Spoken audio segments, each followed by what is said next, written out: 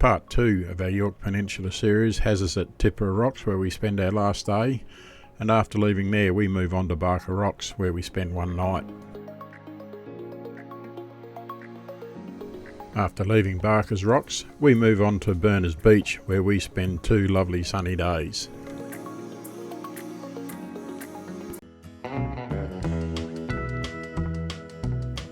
I'm Mick, and this is Sally. Together we've been caravanning Australia since the 1980s, and more recently we started to put the videos together just to show you some of what we see out there. There's a lot to see in Australia, and we hope you enjoy what we have here to show you. You can follow us on our trips via the following social media platforms. If you like the following video, please subscribe to our YouTube channel. In part 1 of our Yorke Peninsula series, we spent the first 2 nights at the Gap, and we watched this magnificent sunset. From the Gap, we moved on to Tiparra Rocks, where we laid in bed and listened to the waves breaking against the beach. That was part 1, but let's now move on to part 2 in this series of videos. Yeah, good day everyone, and welcome to the second video in our Yorke Peninsula series of videos, where we're camping our way around Yorke Peninsula. And it's a beautiful day today. We're still at Tiparra Rocks, so we've taken this video up where we left part 1, and that was at Tiparra Rocks as well. But certainly a nice day here, as you can see by the blue sky in the background. If you can get where there's no breeze, no wind, it's very nice. And I've got no jumper on, and that's exactly where I've been sitting, so we'll just enjoy our weather here. We'll stoke the fire up later on this afternoon to enjoy a bit of warmth once the cold air comes in the afternoon, late afternoon. So we're just going to sit back and enjoy the beautiful weather while we've got it.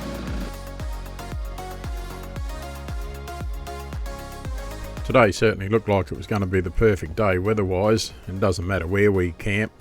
As long as there's no wind, we can put up with a little bit of rain, as long as the wind doesn't push the rain in under the awning. And we can put up with the cold because you can always sit around a fire, but today looked like being the perfect day.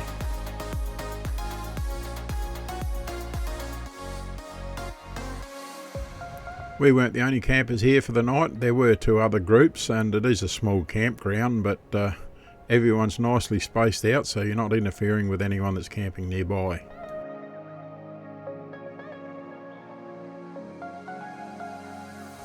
Our location in amongst the sand dune had us well protected from any wind that did come up, but these 2 campers here, their sites were open to the elements, being closer to the water's edge and the rocks, but I'm sure they still had a good time.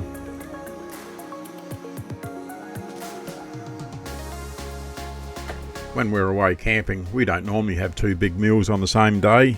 We normally have lunch might be a small meal, and then for dinner we'll have a large main meal. So today for lunch it was hot scones, jam and cream. What we don't eat for lunch, well, it's always there ready to be eaten cold with a bit of Promite or Marmite. That's better than jam and cream when they're cold.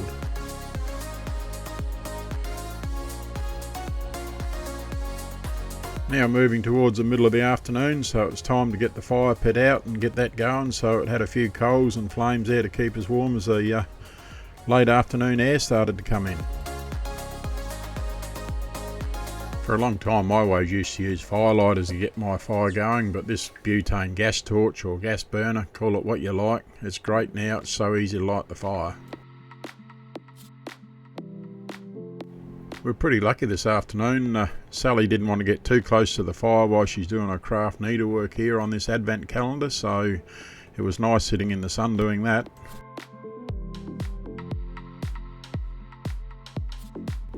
And with the fire burning nicely, it was time for a glass of red to sit back and just enjoy.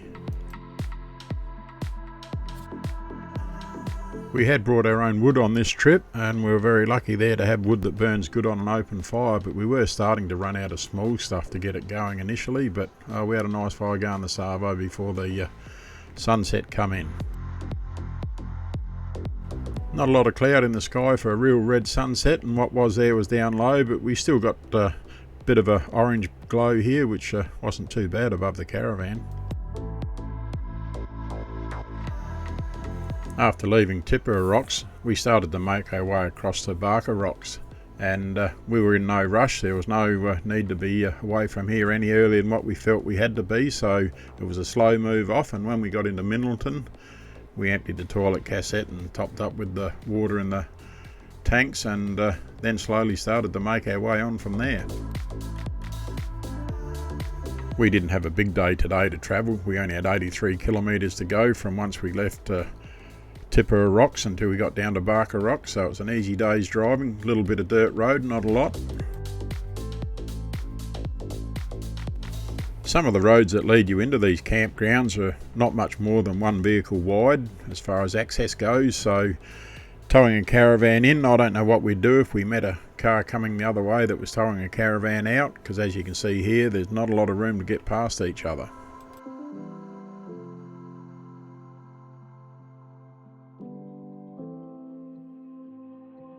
Yeah, good day everyone. We left Tiparra Rocks this morning, and a bit of misty rain while we were setting up, but we soon got out of there, and it was a bit of a pity to leave there. It was quite nice there.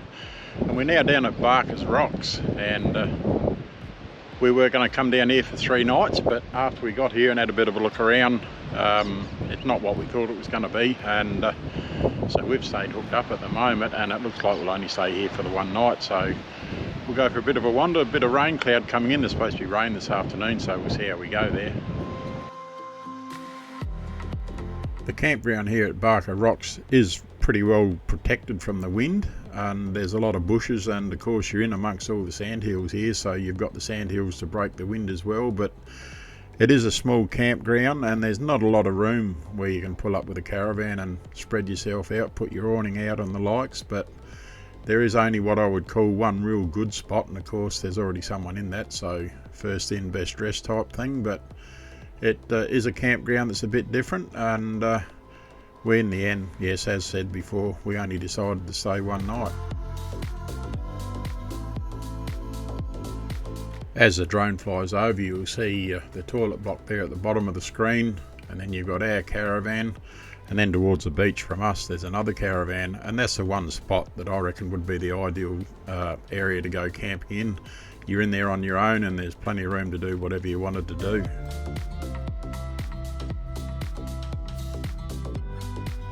The area that we were camped in was for those that wanted to use a toilet. No water, no showers, no nothing like that, so you were there with a toilet. Up where we are now, this is for the fully self-contained vehicles and campers that wanted to go up there. It's a little bit smaller, or quite a lot smaller actually, than where we were, but of course it's open to the elements. You're right up on top, you got no sandhills to get in behind out of the wind, but it did offer some better views, but still nice down where we were. Part of the Walk the Yorke system that they've got on the Yorke Peninsula is this shelter and water tank and table and chairs, and that offers somewhere for the people that are walking the Yorks. It offers them somewhere to sit and have a spell and recharge before they continue on their walk. Now as the drone flies over the fully self-contained camping area, you can see how it's sitting up there, all those wonderful views straight out over the water. From the area that we're camped in is this track here, and that goes up over the top of the sandhill and then takes you down onto the beach, and you can take your vehicle down there apparently, which I wasn't aware of, and I didn't worry about trying to do that because the sand was just too soft and too much seaweed about. But perhaps it would be very good on the right time of the year when the seaweed wasn't on the beach. You could go driving along there, but predominantly it's a lot of rocky area, and from what I've heard, very good for squid fishing.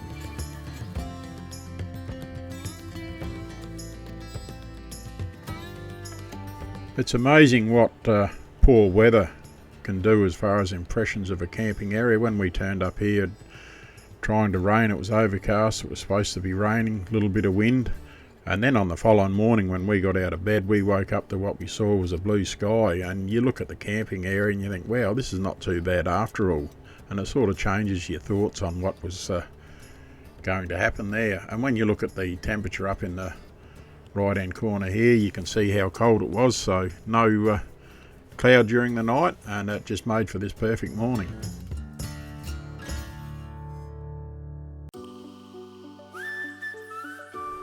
We actually hummed and hawed as to whether we would perhaps spend another night here and spend 2 nights instead of the one that we'd now set our minds on doing, but we already had our plans in place, so we thought we'd continue on, and that way we would evenly space out our nights with our permit for camping in these locations, because we are on a week's worth of permits, so we had 7 nights to use up, and by spending just that one night here, it allowed us to use the 7 before we finished up in a caravan park.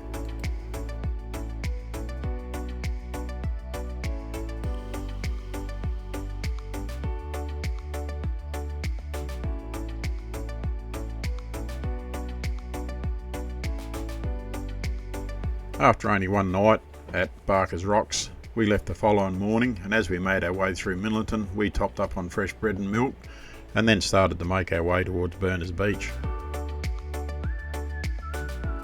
Once we'd gone past the side of Point Turton, it was back onto the gravel road until we got down to Berners Beach.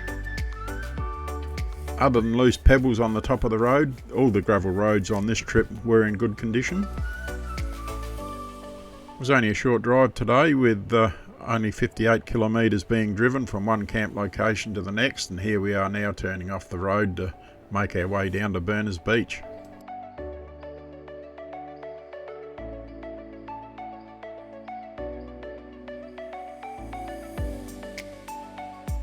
As we make our way into the campground here, there are 2 campgrounds that you can visit or camp at, and there are one to the right that we're going to turn down and go towards now. That is the fully self-contained camping area. After having a quick look at the fully self-containing area, we chucked a U-turn and then headed back to have a look at the other one, because it was the other one that we'd actually seen photos of, and in particular on Wiki Camps, and this was the one that we were more interested in.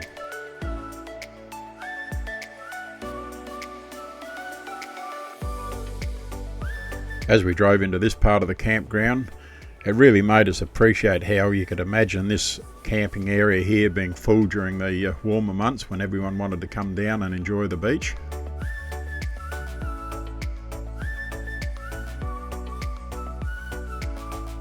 Yeah, good morning everyone. We are now at Berners Beach, and this one here, when we first drove around it and we finally come up to where we are now, it's really got the wow factor. Green grass, it's beautiful, well maintained.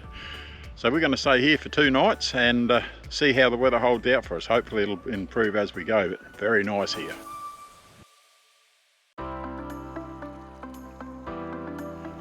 When we arrived here at Berners Beach, we had 2 nights left of our weekly camping permit that we purchased when we left home, so that was going to work in well, because we'll spend the 2 nights here and then we'll go into Point Turton from here, and that'll allow us to fill up with water again. Not that we need much at this stage, but more importantly to do a bit of washing.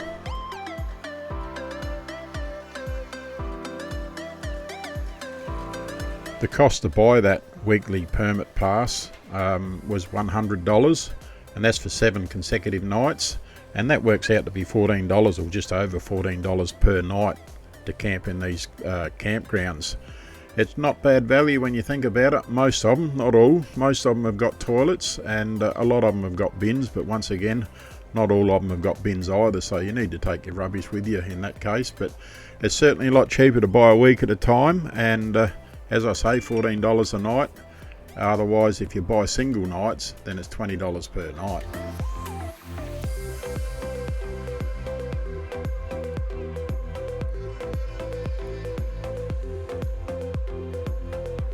During our time here at Berners Beach, we were the only campers here, and that did not worry us at all. I guess that's one thing about the cold weather. Not too many people want to come out during that period. Although there were no other campers, there were plenty of people that came in and drove around and had a look, and just to see what was happening there.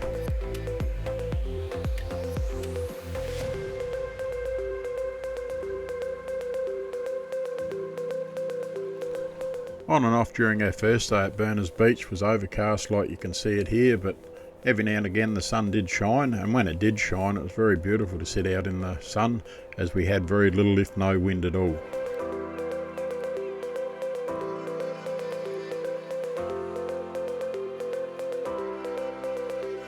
The camping area is located centrally between the water and the cliff on the back edge of it, and it just made for a lovely setting.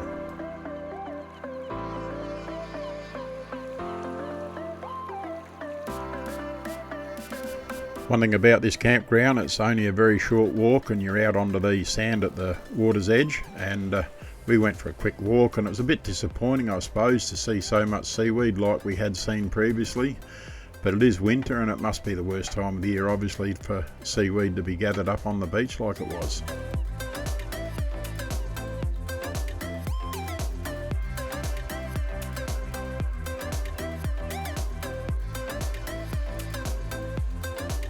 After our short walk on the beach, it was back to the caravan and do what all good campers do, I suppose, and that's sit around and start to relax and just enjoy the time that we had available.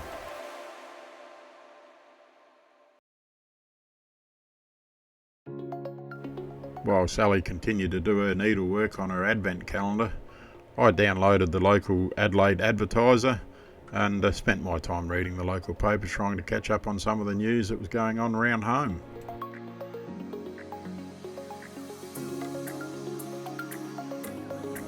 We didn't worry about a fire today. It's something that we don't do on every day, is have a fire, so that just conserves a bit of wood, I suppose, and lets us use it on another day. But the next morning, as soon as we were out of bed and that sun started to shine, we got the drone up, and what a magic view.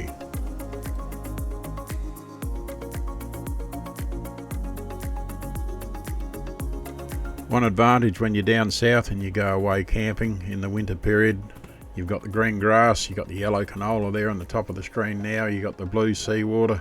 It just makes for such lovely pictures and video. It really makes you appreciate the area.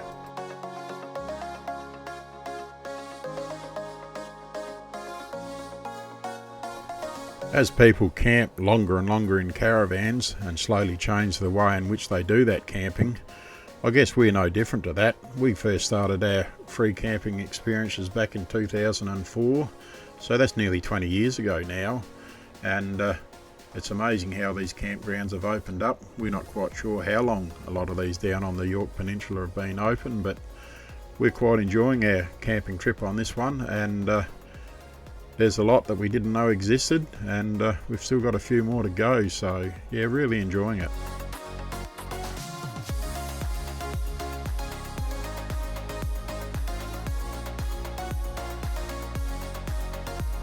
With our second day here at Berners Beach being a little bit nicer than the first, we thought we'd venture further along the beach and collect a little bit of cuttlefish for the people back home with birds.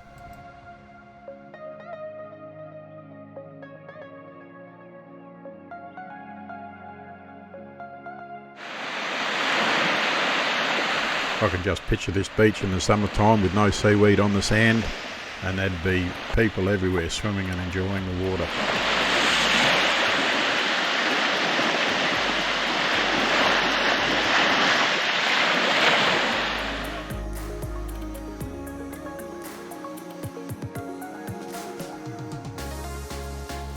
We thought we'd take a quick drive now and go and have a look at the fully self-contained camping area of Berners Beach. And that was one the other day when we came in that we did a right-hand turn before we chucked the Ui to head back to where we are now.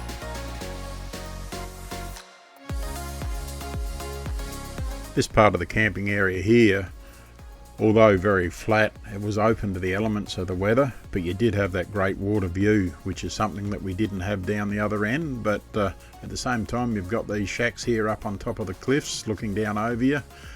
And I don't know, it's just one of those things when you're out free camping. It's not that you want privacy when you're walking around outside, but at the same time, you don't want people staring down at you.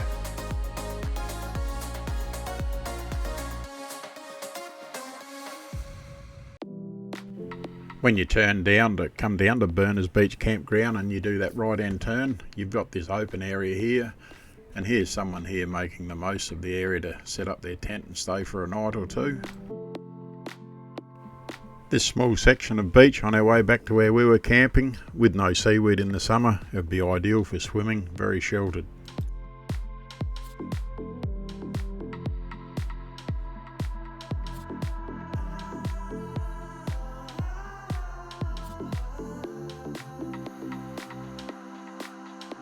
As we slowly made our way back to the caravan, it was getting that time of the day again in the morning that it was time to start to think what we're going to have for lunch, and I reckon some cinnamon scrolls would be the way to go.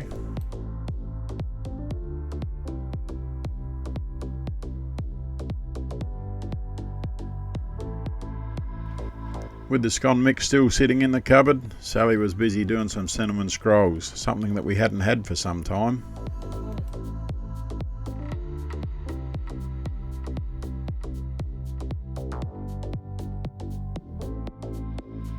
Our cinnamon scrolls today were going to be for lunch, the same as what we had scones the other day for lunch. And once they were all cut up and placed onto the tray, it was time to put them into the oven.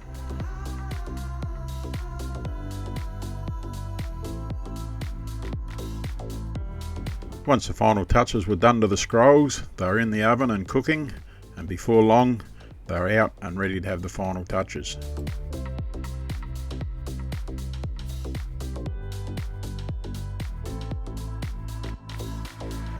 With the icing mix now on the scrolls, they are ready to be consumed.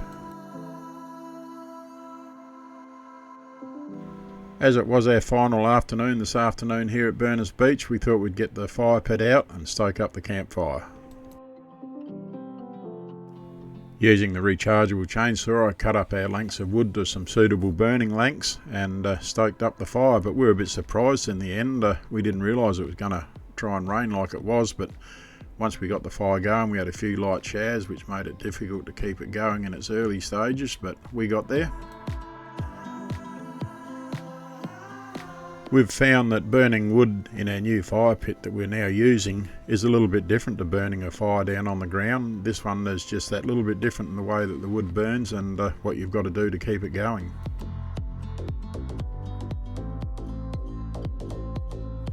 During our time here at Burners Beach, this seagull has lost both webbing off the bottom of his feet, so he's standing on two stumps. And for whatever reason, he sort of befriended us a bit, and he just seemed to hang around and keep us company most of the time while we're outside. During the afternoon, Sally went for a bit of a walk down along the campground, and the old seagull went with her and landed in front of her a couple of times, and as she got closer, he then followed her down, and yeah, just unusual. We were hoping for a nice sunset here at Burners Beach, but it wasn't too bad, but we'd certainly seen better by a long shot, but never mind.